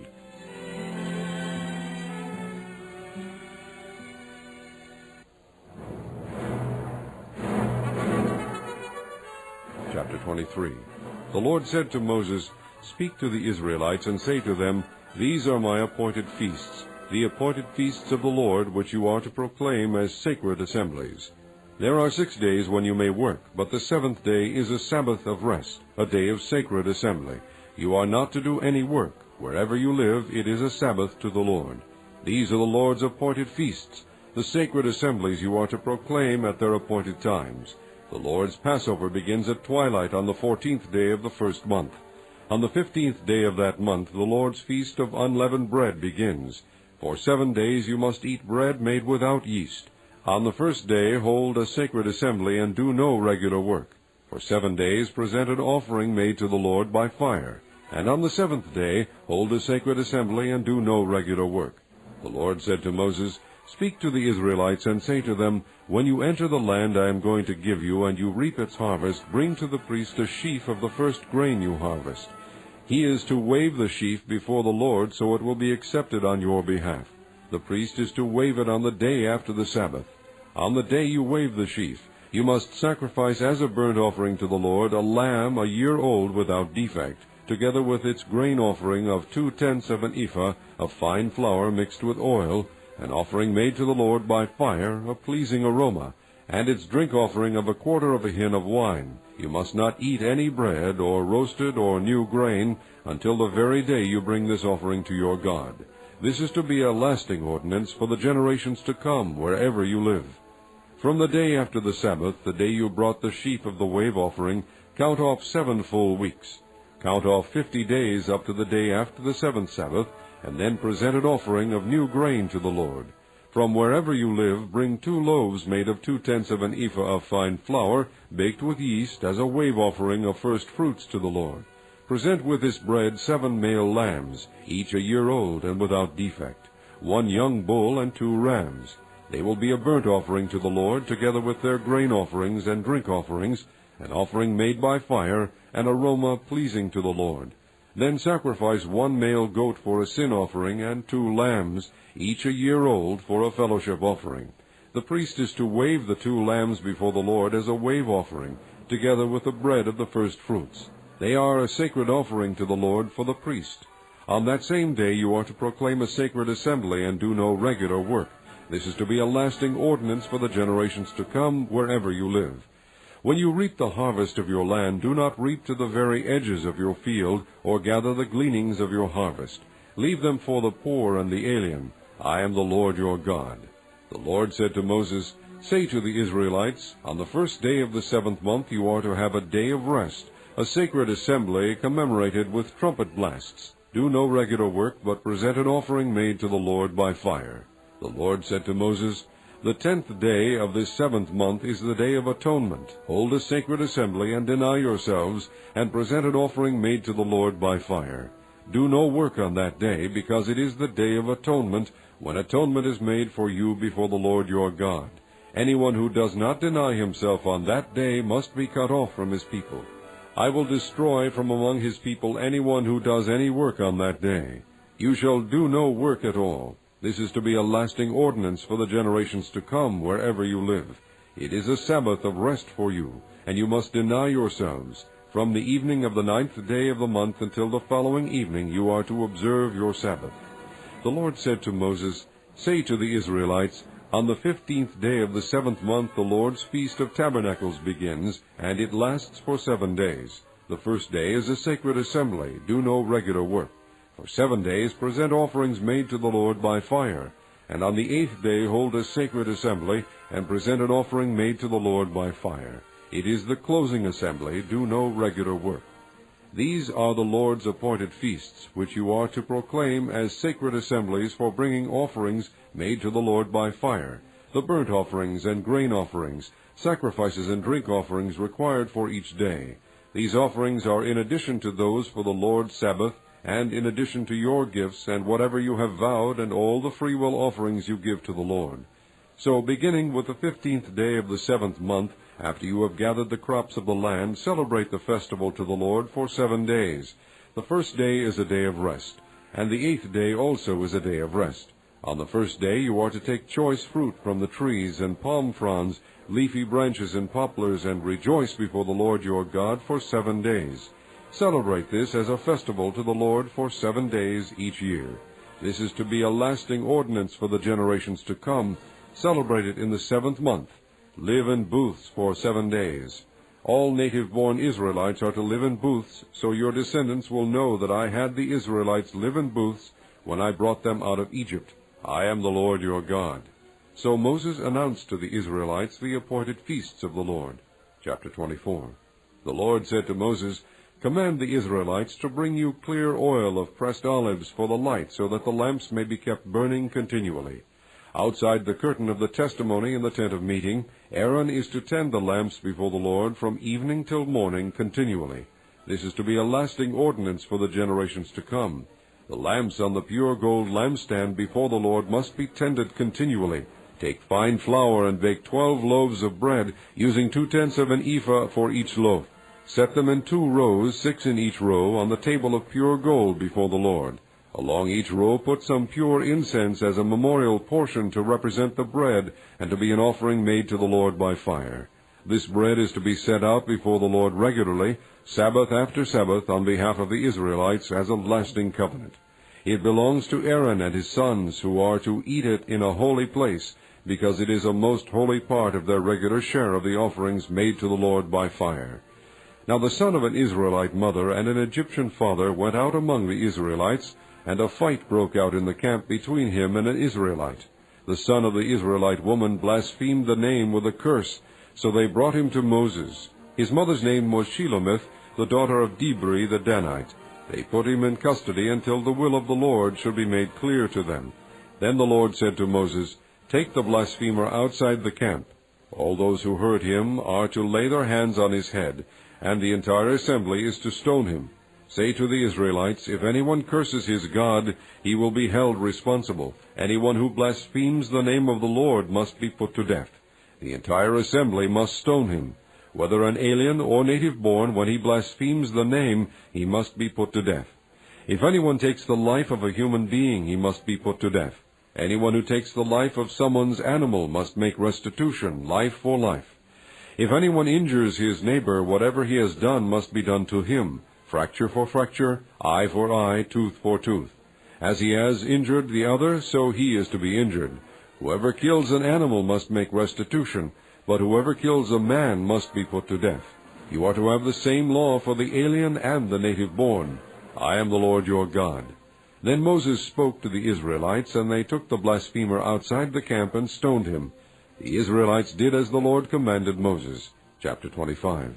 The Lord said to Moses on Mount Sinai, "Speak to the Israelites and say to them, when you enter the land I am going to give you, the land itself must observe a Sabbath to the Lord. For 6 years sow your fields, and for 6 years prune your vineyards and gather their crops. But in the 7th year the land is to have a Sabbath of rest, a Sabbath to the Lord. Do not sow your fields or prune your vineyards. Do not reap what grows of itself, or harvest the grapes of your untended vines. The land is to have a year of rest. Whatever the land yields during the Sabbath year will be food for you, for yourself, your manservant and maidservant, and the hired worker and temporary resident who live among you, as well as for your livestock and the wild animals in your land. Whatever the land produces may be eaten. So that the 7 Sabbaths of years amount to a period of 49 years. Then have the trumpet sounded everywhere on the 10th day of the 7th month. On the Day of Atonement sound the trumpet throughout your land. Consecrate the 50th year, and proclaim liberty throughout the land to all its inhabitants. It shall be a jubilee for you. Each one of you is to return to his family property, and each to his own clan. The 50th year shall be a jubilee for you. Do not sow and do not reap what grows of itself, or harvest the untended vines. For it is a jubilee, and is to be holy for you. Eat only what is taken directly from the fields. In this year of jubilee everyone is to return to his own property. If you sell land to one of your countrymen, or buy any from him, do not take advantage of each other. You are to buy from your countryman on the basis of the number of years since the Jubilee, and he is to sell to you on the basis of the number of years left for harvesting crops. When the years are many, you are to increase the price, and when the years are few, you are to decrease the price, because what he is really selling you is the number of crops. Do not take advantage of each other, but fear your God. I am the Lord your God. Follow my decrees and be careful to obey my laws, and you will live safely in the land. Then the land will yield its fruit, and you will eat your fill and live there in safety. You may ask, what will we eat in the 7th year if we do not plant or harvest our crops? I will send you such a blessing in the 6th year that the land will yield enough for 3 years. While you plant during the 8th year, you will eat from the old crop, and will continue to eat from it until the harvest of the 9th year comes in. The land must not be sold permanently, because the land is mine, and you are but aliens and my tenants. Throughout the country that you hold as a possession, you must provide for the redemption of the land. If one of your countrymen becomes poor and sells some of his property, his nearest relative is to come and redeem what his countryman has sold. If, however, a man has no one to redeem it for him, but he himself prospers and acquires sufficient means to redeem it, he is to determine the value for the years since he sold it, and refund the balance to the man to whom he sold it. He can then go back to his own property. But if he does not acquire the means to repay him, what he sold will remain in the possession of the buyer until the year of Jubilee. It will be returned in the Jubilee, and he can then go back to his property. If a man sells a house in a walled city, he retains the right of redemption a full year after its sale. During that time he may redeem it. If it is not redeemed before a full year has passed, the house in the walled city shall belong permanently to the buyer and his descendants. It is not to be returned in the Jubilee. But houses in villages without walls around them are to be considered as open country. They can be redeemed, and they are to be returned in the Jubilee. The Levites always have the right to redeem their houses in the Levitical towns which they possess. So the property of the Levites is redeemable, that is, a house sold in any town they hold, and is to be returned in the Jubilee, because the houses in the towns of the Levites are their property among the Israelites. But the pasture land belonging to their towns must not be sold. It is their permanent possession. If one of your countrymen becomes poor and is unable to support himself among you, help him as you would an alien or a temporary resident, so he can continue to live among you. Do not take interest of any kind from him, but fear your God, so that your countrymen may continue to live among you. You must not lend him money at interest, or sell him food at a profit. I am the Lord your God, who brought you out of Egypt to give you the land of Canaan, and to be your God. If one of your countrymen becomes poor among you and sells himself to you, do not make him work as a slave. He is to be treated as a hired worker or a temporary resident among you. He is to work for you until the year of Jubilee. Then he and his children are to be released, and he will go back to his own clan and to the property of his forefathers. Because the Israelites are my servants whom I brought out of Egypt, they must not be sold as slaves. Do not rule over them ruthlessly, but fear your God. Your male and female slaves are to come from the nations around you. From them you may buy slaves. You may also buy some of the temporary residents living among you, and members of their clans born in your country, and they will become your property. You can will them to your children as inherited property, and can make them slaves for life, but you must not rule over your fellow Israelites ruthlessly. If an alien or a temporary resident among you becomes rich, and one of your countrymen becomes poor and sells himself to the alien living among you, or to a member of the alien's clan, he retains the right of redemption after he has sold himself. One of his relatives may redeem him. An uncle or a cousin or any blood relative in his clan may redeem him, or if he prospers he may redeem himself. He and his buyer are to count the time from the year he sold himself up to the year of Jubilee. The price for his release is to be based on the rate paid to a hired man for that number of years. If many years remain, he must pay for his redemption a larger share of the price paid for him. If only a few years remain until the year of Jubilee, he is to compute that and pay for his redemption accordingly. He is to be treated as a man hired from year to year. You must see to it that his owner does not rule over him ruthlessly. Even if he is not redeemed in any of these ways, he and his children are to be released in the year of Jubilee. For the Israelites belong to me as servants. They are my servants, whom I brought out of Egypt.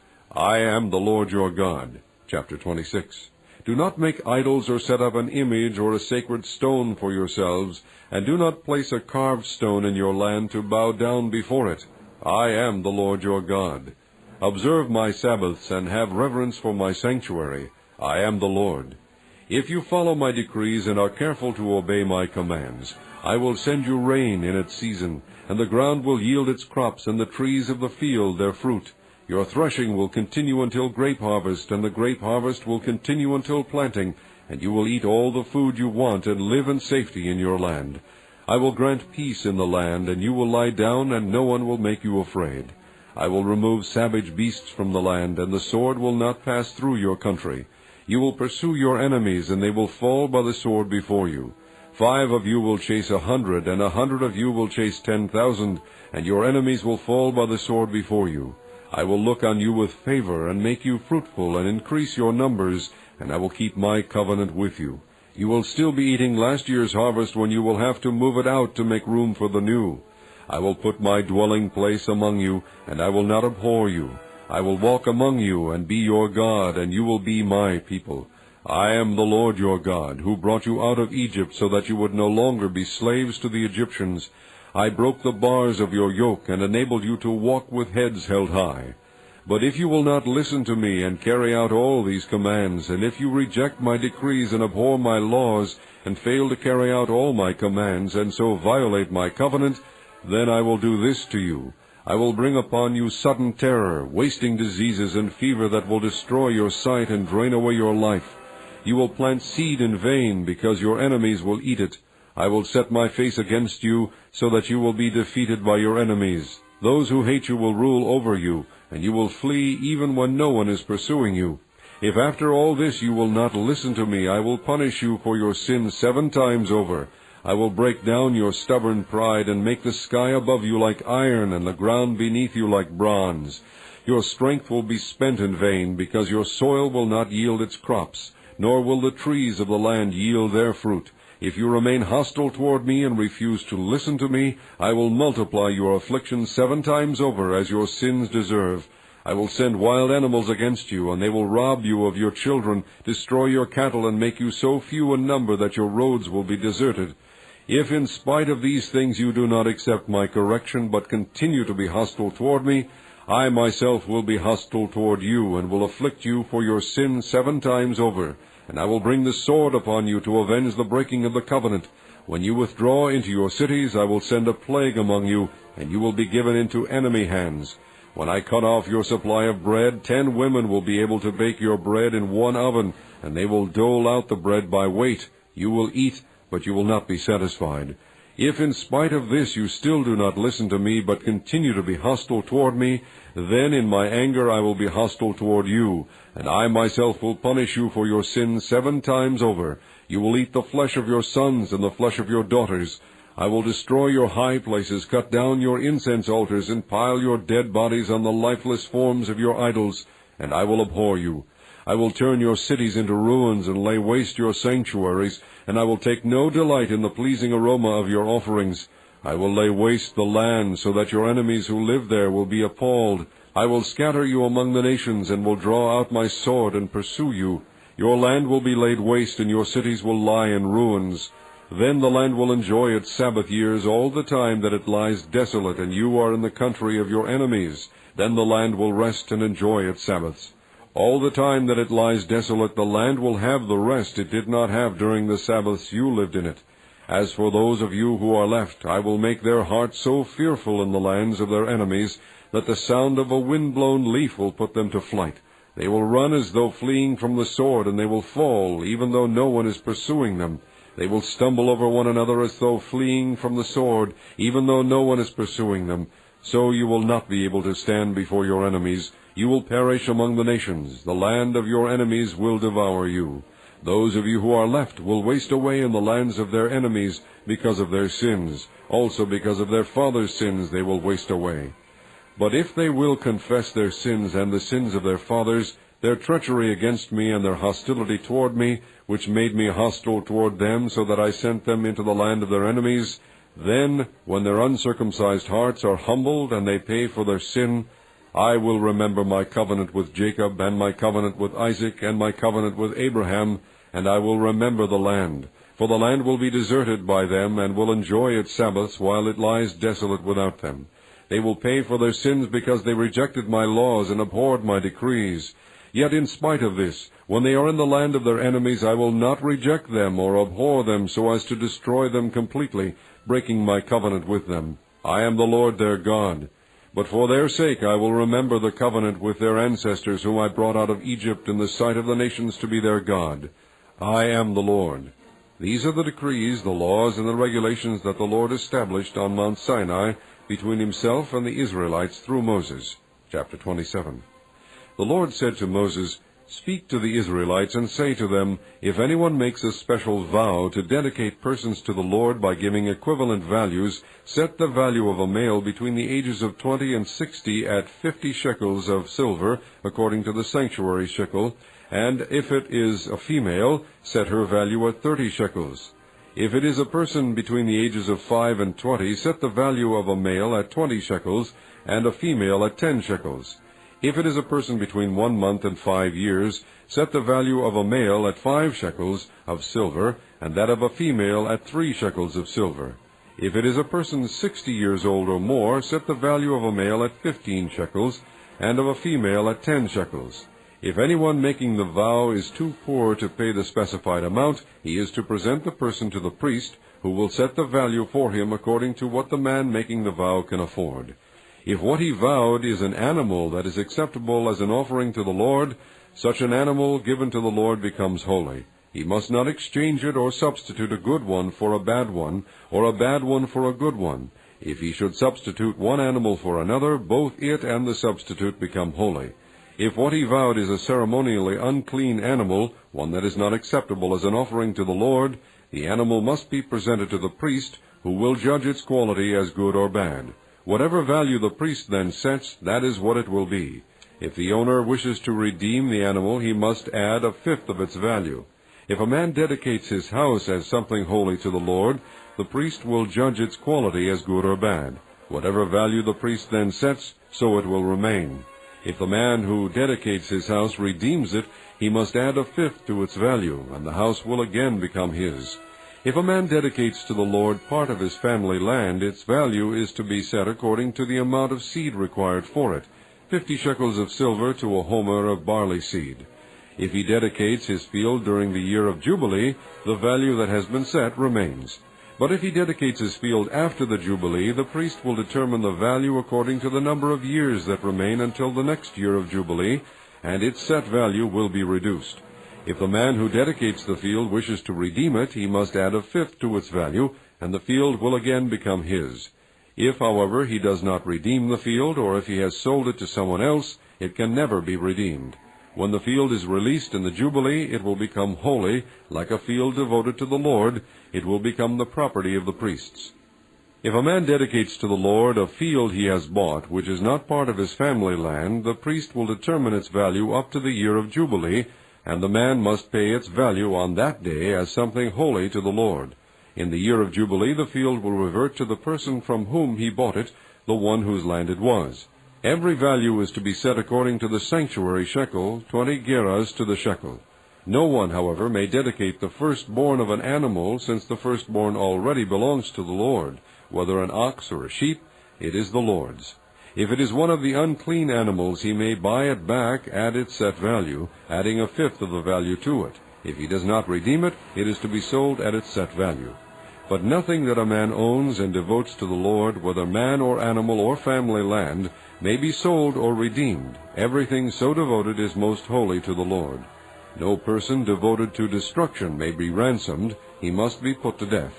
A tithe of everything from the land, whether grain from the soil or fruit from the trees, belongs to the Lord. It is holy to the Lord. If a man redeems any of his tithe, he must add a fifth of the value to it. The entire tithe of the herd and flock, every 10th animal that passes under the shepherd's rod, will be holy to the Lord.